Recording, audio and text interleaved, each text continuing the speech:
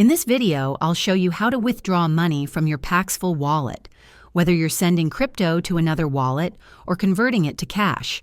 To start, log into your Paxful account and go to the Wallet section. Select the cryptocurrency you want to withdraw, like Bitcoin. Click Send or Withdraw.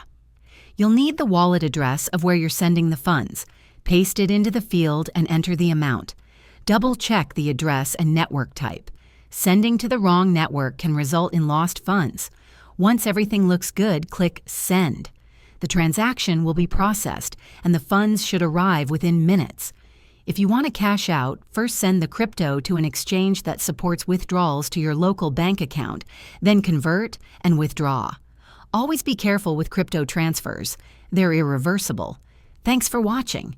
If this helped, hit like and subscribe for more crypto tips and wallet guides.